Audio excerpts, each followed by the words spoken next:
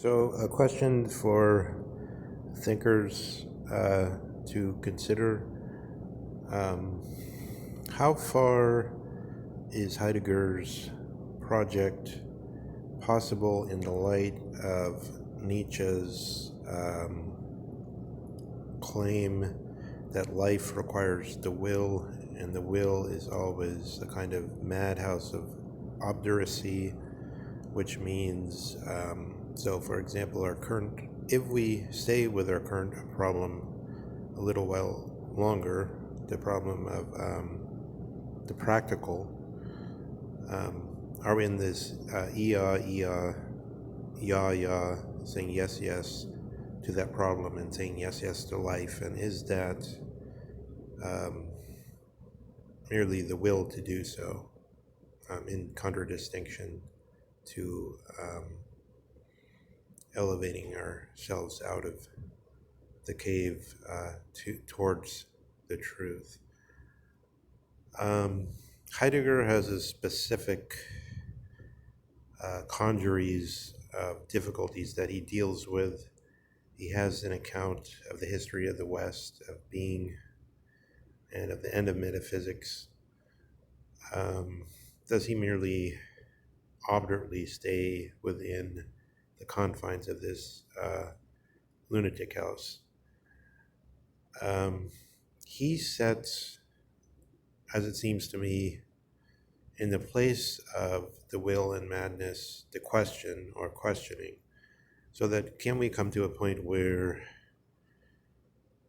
it would really amount to the same thing as what Nietzsche mocks when he mocks the notion that somewhere there are men who are truly devoted to the truth, and it must be all different with them. But here in the world, it's not like that. Everybody, the unconscious motivations and the so-called first and second horse um, are accompanied by a third horse. They're not guided by somebody standing up above in the chariot and merely looking on from time to time, pleased that one of them is neighing at the idea of justice or something, or snorting at some foe that it might overcome in a way that would be noble. So is there really this position? I would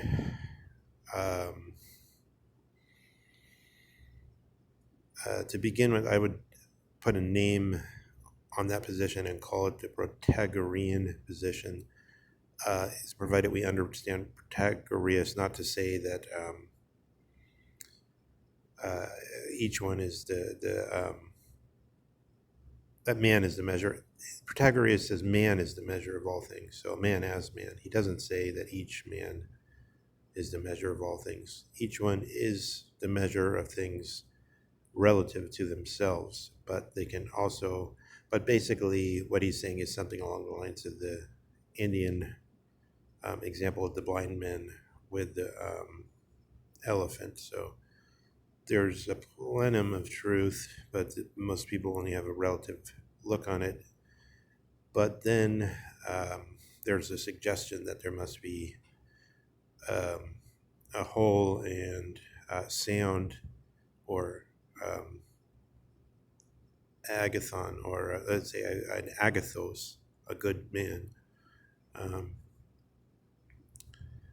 And that one, someone like, so for Socrates is said to be happy, eudaimonia, but is he said to be good? No, nobody has suggested that, but there's a suggestion of the up above, that the distinction then between knowing in some way, the Socratic so-called prudence, or ordinary knowledge about the how-to of life, and about the so-called morals, or the daily customs, that has over and above it wisdom proper. And so this man of wisdom proper would be this Protagorean man. And this is the man that Nietzsche denies mockingly.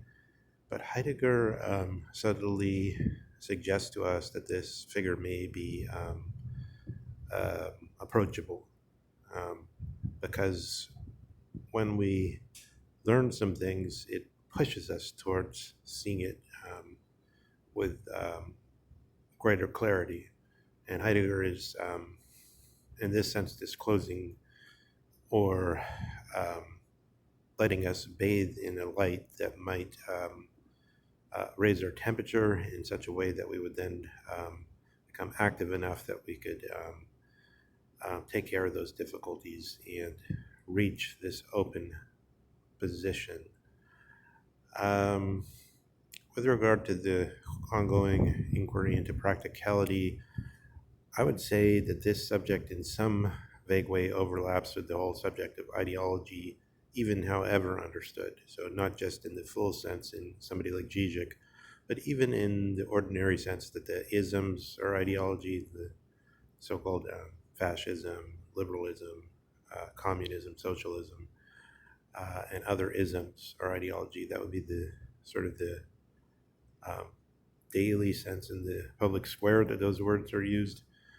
But I think something had to be, something in the whole awareness of at least that part of humanity, which is the greater part of humanity, which is affected by the takeover of the German science of the entire world, which includes China and certainly includes India.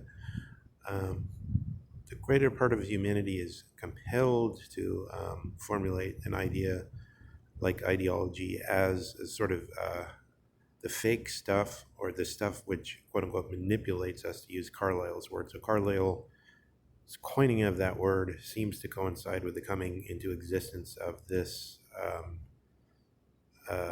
form, as Nietzsche would understand it, this form that we live in or live by of ideology, as something which one cannot treat as an authority. I would say was almost the definition of ideology, because only, in other words, if you were really an actual Marxist proper, a real Marxist, you would certainly not regard yourself as having an ideology. This is something said from outside, or at times it's said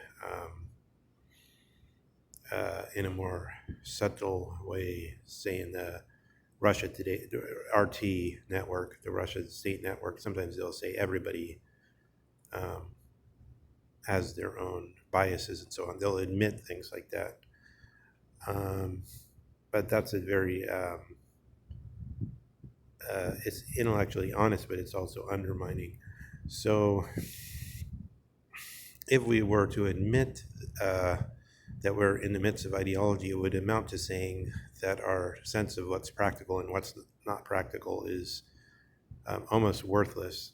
And so then you'd look and you see this sort of sense of Bion, psychoanalyst Bion, when it was pointed out to him that the psychoanalysts don't know anything, and usually they make people worse, and only desperate people come to them. And actually, they're sort of really horrors on the earth that should be abolished. His answer was, yes, but people keep coming to me, and in large numbers, in droves. And what am I to do? Send them away? So I think one really has to